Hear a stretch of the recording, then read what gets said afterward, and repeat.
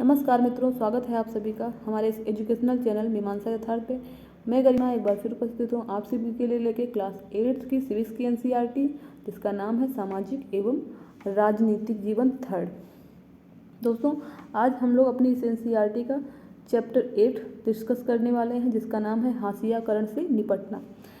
इससे पहले दोस्तों हम लोगों ने जो चैप्टर 7 था, जिसका नाम था हाशियाकरण की समझ, उसमें हमने देखा था कि हाशियाकरण होता क्या है, किस प्रकार समाज के एक वर्ग को उसकी जो भिन्नताएं हैं उसके आधार पे, जैसे वो किसी दूसरे जातिगत भिन्नता है या किसी दूसरे लिंग का है या फिर दूसरे धर्म को मानने वाला है, उस आधार पे कैसे किसी वर्ग को एक हाशिए में डाल दिया जाता था, यानी कि उपेक्षित एक भाग जो उपेक्षित था वो हाशियाकरण का शिकार था। तो इन लोगों ने, ये लोग शक्तिहीन थे, मतलब शक्ति के आधार पे भी इनको दबाया जा रहा था।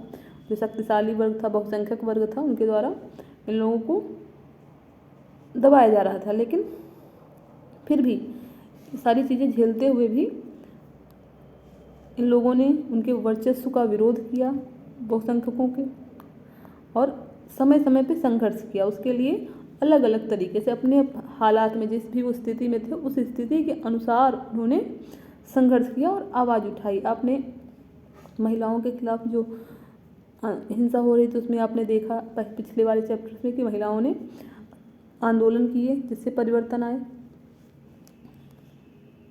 और यहाँ पे जो आदिवासी, दलित, मुसलमान औरतें एवं अन्य हाशियाई समूह यह दलील दे रहे हैं कि एक लोकतांत्रिक देश का नागरिक होने के नाते उन्हें बराबर के अधिकार मिलने चाहिए और उनके अधिकारों की रक्षा होनी चाहिए, क्योंकि हमारे संविधान में सभी के लिए समानता का अधिकार मिला हुआ है। लोकतांत्रिक देश में सभी व्यक्ति समान हैं, हमारा संविधान भी ये कहता है। तो ये संविधान को आधार बनाकर इन वर्गों ने अपने हक की लड़ाई लड़ी, अपने हक के लिए आवाज़ उठाई। तो संविधान द्वारा हमें जो अधिकार मिले हुए थे उसको सुनिश्चित कराने के लिए कानून बनाने की मांग उठी। बात करें मौलिक अधिकारों का उपयोग, तो मौलिक अधिकारों का हमें संविधान द्वारा 6 मौलिक अधिकार मिले हुए हैं। तो ये अधिकार सभी को एक लोकतांत्रिक व्यवस्था में सभी के ऊपर समान रूप से लागू होते हैं, सभी को समान रूप से मिले हुए हैं। फिर चाहे वो किसी धर्म का व्यक्ति हो, किसी भी जाति का व्यक्ति हो, किसी भी स्थिति, यानी कि उसकी शैक्षणिक स्थिति कैसी, उसकी आर्थिक स्थिति कैसी, वो कुछ मायने नहीं रखता, सभी के लिए इक्वली ये अधिकार मिले हुए हैं। लेकिन इनका सारे अधिकार सबको प्राप्त हो रहे हैं, ये सुनिश्चित कौन करेगा? तो जो हमने हाशियाई वर्ग के लोग देखे, इन लोगों ने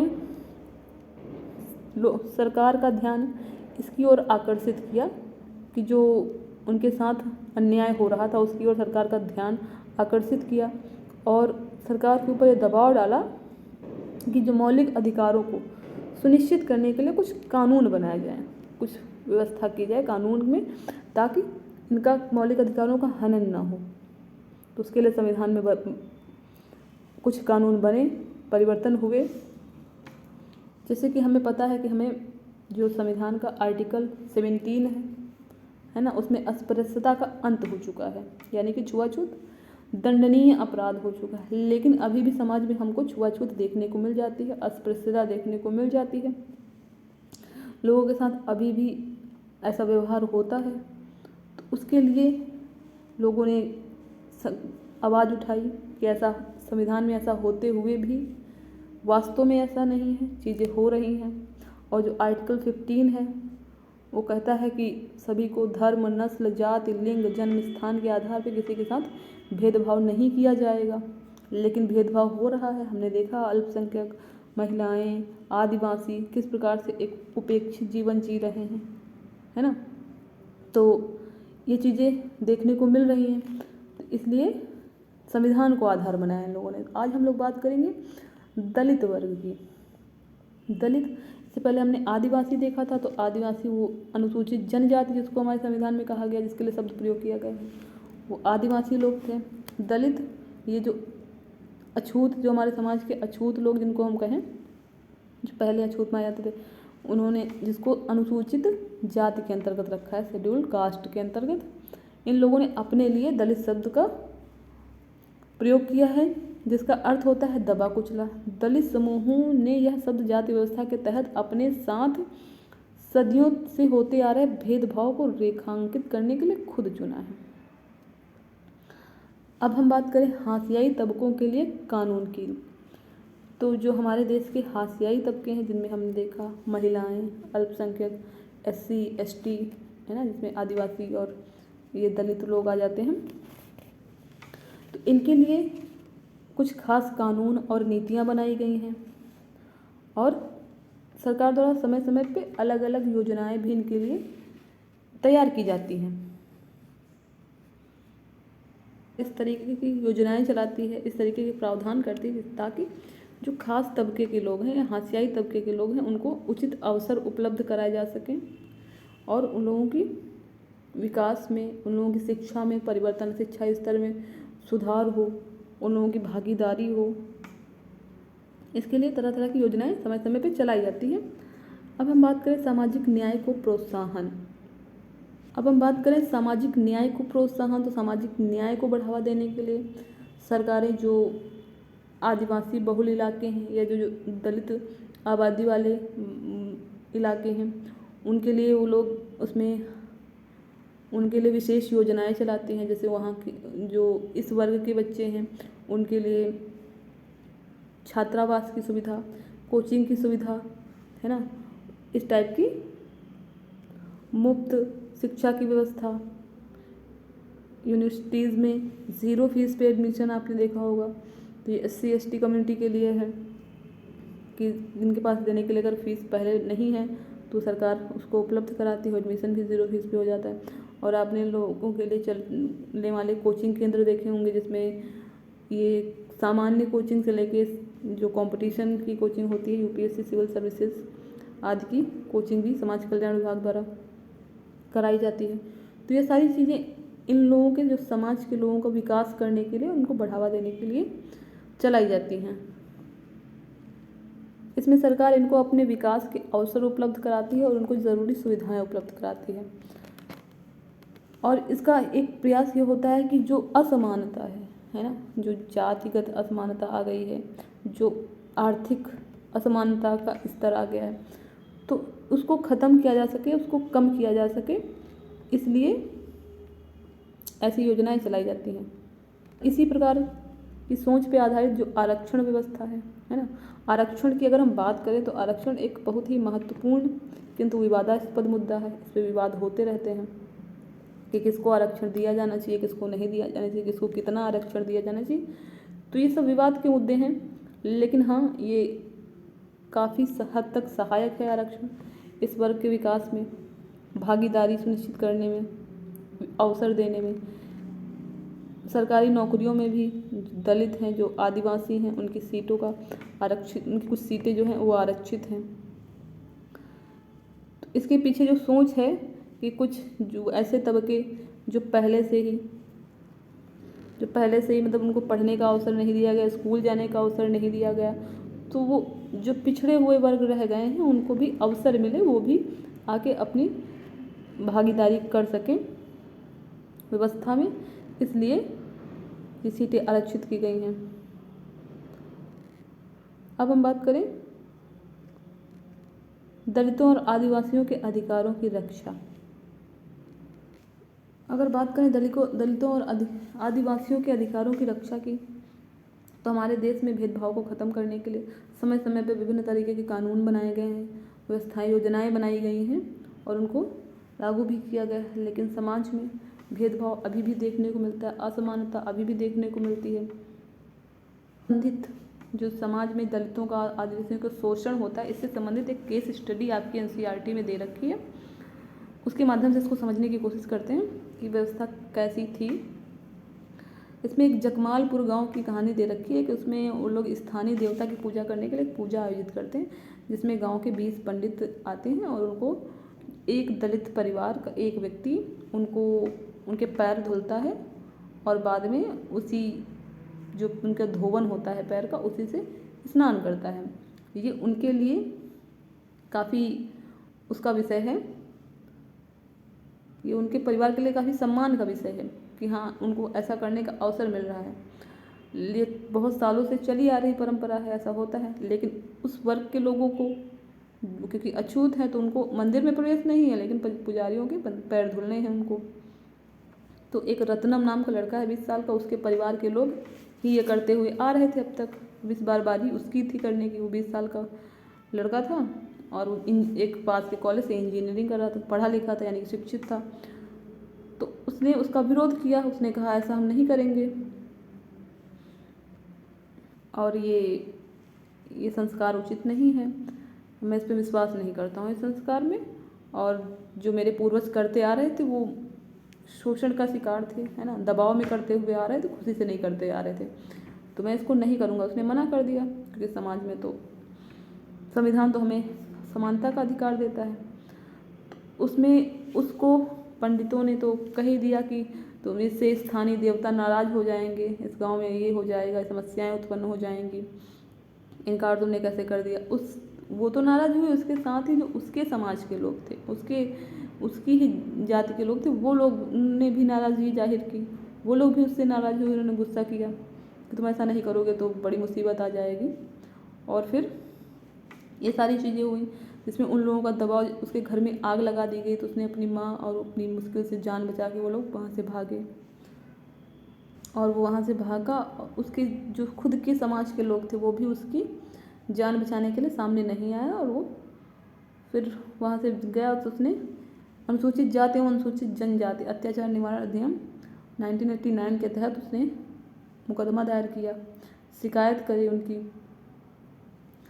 जिसमें उसको न्याय तो मिला, लेकिन उसको अपना गांव छोड़ना पड़ा, क्योंकि वो वहाँ पे लोगों को, उसके समाज ने ही उसका बहिष्कार कर दिया था और गांव के लोगों ने भी उसका बहिष्कार कर दिया था। अब उससे जो उनके गांव में जो रस्म चल रही थी वो रस्म ख़त्म हो गई, लेकिन उसको अपने समाज से निष्कासित कर दिया गया, वो गांव छोड़ के चला गया। अब हम बात करें अनुसूचित जाति और अनुसूचित जनजाति अत्याचार निवारण अधिनियम 1989। तो ये हमने देखा था कि जो 70s और 80s का दशक था, उसमें जो आदिवासी और अनुसूचित जाति के लोगों के खिलाफ हिंसा ने बहुत ही क्रूर रूप धारण कर लिया था। उस समय ये सारी घटनाएं बहुत ही तेज़ी से होती दिखाई दे रही थी कि कहीं पे भी उनको अपमानित किया जा रहा था, मारा जा रहा था। जो अखाद्य चीज़ें हैं, मतलब गंदी चीज़ें हैं, उनको खाने के लिए, जैसे मलमूत्र पीने के लिए मजबूर किया जा रहा था ज़बरदस्ती, मतलब उनका शोषण करने के लिए इस टाइप की घटनाएं देखने को मिल रही थी। और कहीं भी उनको अपमानित किया जा रहा था। अनुसूचित जनजाति और अनुसूचित जाति के लोगों को उस समय नंगा करके समाज में घुमाते थे, पीटते थे, कोई भी गुलामों की तरह काम कराते थे। अगर वो काम करने से इनकार करते थे तो उनको जान से भी मार दिया जा रहा था। इस टाइप की बहुत ही हिंसक घटनाएं और बहुत ही घृणास्पद घटनाएं देखने को मिली। तो इन जो समुदायों ने, आदिवासियों ने और अनुसूचित जाति के लोगों ने खुद को संगठित किया और एक साथ इन्होंने आवाज़ उठाई।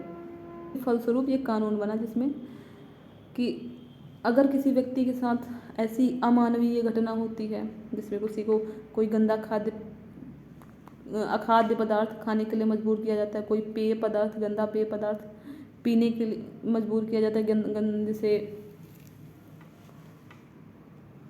और उनको नंगा करके घुमाना, रंग कालिख पोत के घुमाना, महिलाओं का अपमानित करना, उनकी ज़मीन पे कब्जा कर लेना, जो उनको आवंटित की गई उस पर अवैध कब्जा कर लेना, इस टाइप की जो घटनाएं थी उनसे निजात दिलाने के लिए कानून बनाया गया।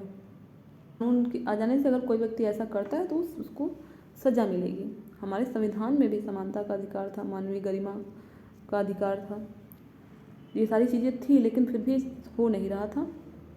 तो उसको और प्रभावी तरीके से लागू करने के लिए इस कानून को लाया गया। और इसमें अगर अब कोई व्यक्ति किसी अनुसूचित जाति जनजाति की महिला को अपमानित करता है या उसको किसी प्रकार की हानि पहुंचाने की कोशिश करता है तो उसके लिए सज़ा का प्रावधान है। उनकी ज़मीन पे कब्जा करता है उसके लिए सज़ा का प्रावधान है। अब हम बात करते हैं हाथ से मैला उठाने का कलंक। आपने देखा होगा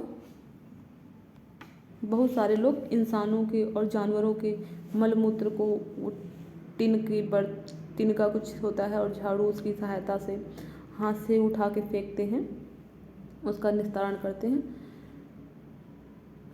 समाज में ऐसे लोग हैं जो सूखे शौचालय, जिसमें कि वो लोग शौच करते हैं और जो ये मैला उठाने वाले लोग हैं, ये उसको हाथ से ही भर के उसको सर पे रख के फेंक के आते हैं। और इसमें ये करने वाले ज़्यादातर जो दलित वर्ग के लोग होते हैं, उसमें महिलाएं, दलित वर्ग की महिलाएं वो ऐसा काम करती हैं। ये यहाँ पे देखिए हाथ से मैला उठाते हुए सफाई मजदूर, या कहें ऐसा कुछ करती हैं या फिर उनको ऐसा करने के लिए मजबूर किया जाता है।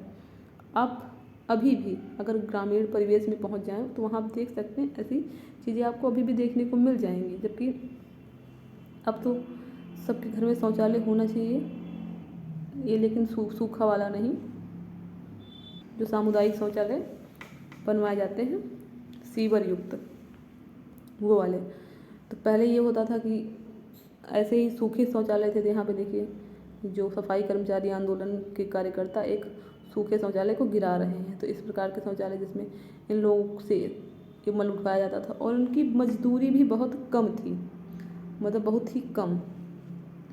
आप गांव में अभी भी देख सकते हैं कि समाज का एक वर्ग जो दलित वर्ग से में ही आता है, वो लोग गांव में सफाई का काम करते हैं, है ना। और जब कभी भी कुछ होता है, पहले तो वो लोग सूखे शौचालय का यूज़ करते थे, जो उच्च वर्ग के लोग थे, है ना, तो वहाँ पे लोग सफाई करने जाते थे और उसको भर के हाथ से ही भर के लेके आते थे और फेंकते थे। अभी भी ये व्यवस्था कहीं कहीं देखने को मिल जाती है, लेकिन इन लोगों को उसके बदले में मिलता क्या था? थोड़ा सा अनाज या खाना, और इसके अलावा कुछ नहीं, पैसे भी नहीं मिलते थे। और आज जब अगर पैसे मिलते भी हैं तो बहुत ही कम, न्यूनतम मजदूरी, बहुत ही कम होता है।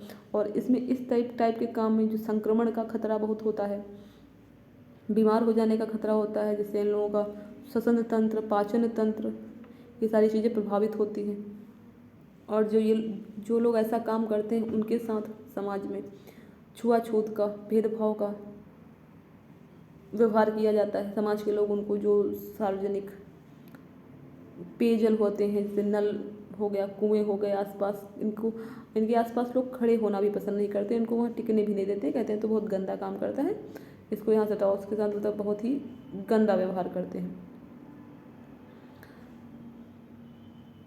आपने मैनुअल स्पंजर के बारे में सुना होगा, जो लोग मैन होल में उतरते हैं ऐसे ही बिना किसी सुरक्षा के, और उसकी मैन होल की सफाई करते हैं, सीवर के अंदर उतर के उसकी गंदगी साफ करते हैं। उसमें कई बार उन लोगों की जान भी चली जाती है। इसको ख़त्म करने के लिए सरकार ने 1993 में employment of manual scavenger and construction of dry latrines prohibition act 1993 पारित किया था, जिसके तहत इस पर रोक लगा दी गई। लेकिन अभी भी आपने देखा होगा कि ये जो मैनुअल स्पंजिंग वाली चीज़ें देखने को मिल जाती हैं कि मैन होल में उतरे हुए व्यक्ति की, सीवर की सफाई कर रहे व्यक्ति की मौत हो गई, इस टाइप की घटनाएं अभी भी आ जाती हैं। क्योंकि इन लोगों से ये लोग इसलिए काम कराते हैं क्योंकि उनको बहुत ही कम, एक तो काम इतना डेंजर है और उसमें इसका बहुत ही न्यूनतम वेतन मिलता है, उनको कम वेतन मिलता है। और जब जो लोग इस टाइप का काम करते हैं, सफाई का काम करते हैं, उन लोगों को ये काम करना पड़ता है, उनकी मजबूरी होती है, क्योंकि उनको अपना घर चलाना है, बच्चों का पेट पालना है, इसलिए वो लोग ऐसे काम करने के लिए मजबूर होते हैं और कर लेते हैं। 1993 में जो ये एक्ट लागू हुआ, ड्राई लैट्रिन प्रोहिबिशन एक्ट, उसमें तो इसको मना ही हो गया था, लेकिन फिर भी ऐसी घटनाएं देखने को मिल रही थी, इस टाइप की चीज़ें हो रही थी। तो उसमें फिर सरकार ने किया कि उसको पता लगा, क्योंकि उसके बाद इसकी संख्या और बढ़ी, मतलब जो सामने आई संख्या वो और ज़्यादा थी जो पहले से। तो फिर उसके बाद 6 दिसंबर 2013 को एक सफाई कर्मियों का नियोजन का प्रतिषेध और पुनर्वास अधिनियम, इन लोगों के पुनर्वास के लिए ये 2013 में एक अधिनियम पारित किया गया। व्यवस्थाएं होती हैं, नियम बन जाते हैं, लेकिन फ़ायदा कितने लोगों को मिलता है? चीज़ें तो अभी भी देखने को मिल जाती हैं हमारे समाज में ऐसी, लेकिन हाँ, कानून बनने से उसमें कुछ सुधार आता है, परिवर्तन आता है और चीज़ें बेहतर भी होती हैं। आदिवासियों की मांगे और 1989 का अधिनियम, अब हम लोग बात करेंगे इसके बारे में। ये जो 1989 का अधिनियम है, ये प्रावधान करता है कि कोई भी व्यक्ति किसी अनुसूचित जाति जनजाति के व्यक्ति की ज़मीन पे कब्जा नहीं कर सकता, उसके लिए सज़ा का प्रावधान करता है। तो उसकी बिक्री पे भी रोक लगाता है कि कोई भी दूसरी कास्ट का व्यक्ति इनकी ज़मीन को खरीद नहीं सकता है। तो इसमें आदिवासियों की समस्या में हमने देखा था कि इन लोगों को अपना घर, अपनी ज़मीन छोड़ के विस्थापित होना पड़ रहा था, क्योंकि कृषि करने के लिए लोग जंगल की ओर बढ़ रहे थे, खनन करने के लिए लोग जंगल की ओर बढ़ रहे थे, इमारती लकड़ी चाहिए थी, इसलिए जंगल काटे जा रहे थे। तो इस टाइप से जो आदिवासियों का घर छिन रहा था, उनकी ज़मीन छिन रही थी, उनके घर उजाड़े जा रहे थे, तो उन लोगों ने फिर इसके तहत उन्होंने अपील करी, जो 1989 का अधिनियम था, कि इसका सहारा लिया और अपने ज़मीनों की रक्षा की। यहाँ पे केंद्र सरकार ने हाल ही में अनुसूचित जनजाति एवं अन्य परंपरागत वनवासी वन अधिकार मान्यता अधिनियम 2006 पारित किया है। इस कानून की प्रस्तावना में कहा गया है कि यह कानून जमीन और संसाधनों पर वन्य समुदायों के अधिकारों को मान्यता न दान देने के कारण उनके साथ हुए ऐतिहासिक अन्याय को दूर करने के लिए पारित किया गया है। इस कानून में वन्य समुदायों को घर, आसपास जमीन, खेती और चराई योग्य जमीन और गैर लकड़ी वन उत्पादों पर उनके अधिकार को मान्यता दी गई। इस कानून में यह भी कहा गया है कि वन एवं जैव विविधता संरक्षण भी वनवासियों के अधिकारों में आता है। तो ये सारी चीज़ें परिवर्तन होते रहते हैं। अंत में हम लोग एक कह सकते हैं कि कोई भी जो अधिकार है, कोई भी कानून है, कोई भी नीति है जो कागज़ पे बन जाती है, तो कागज़ पे लिख देने से ही सब कुछ नहीं होता। उसका देखना यह है कि उसका वास्तव में क्रियान्वयन कैसा हो पा रहा है, वो कितने प्रभावी तरीके से लागू हो पा रहा है। कानून परिवर्तन तभी आता है, वो लागू हो, वो चीज़ें हों, उसके लिए समाज के सभी लोगों को संगठित होकर उसके लिए संघर्ष करने की आवश्यकता है, उसके लिए आवाज़ उठाने की आवश्यकता है कि हाँ ऐसा होना चाहिए। तो उसके लिए कोशिशें होती रहती हैं विभिन्न संगठनों द्वारा और लोगों द्वारा भी। ये था हमारा चैप्टर 8 हाशियाकरण से निपटना, जिसमें हमने देखा कि किस तरीके से जो हाशिए पे रह रहे लोग, उन्होंने अपने साथ हो रहे अन्याय को रोकने के लिए, भेदभाव को ख़त्म करने के लिए आवाज़ उठाई, और किस तरीके से कानून में उनको व्यवस्था दी गई, यानी कि कुछ परिवर्तन करके उनको कानूनी संरक्षण दिया गया। आपको ये वीडियो कैसा लगा कमेंट करके ज़रूर बताइएगा। अगर आपको ये वीडियो पसंद आया तो उसको लाइक करिए और अपने मित्रों के साथ शेयर करिए, और हमारे ऐसे ही ज्ञानवर्धक वीडियो देखते रहने के लिए हमारे चैनल को सब्सक्राइब करिए। मिलते हैं अपने अगले वीडियो में, तब तक के लिए नमस्कार।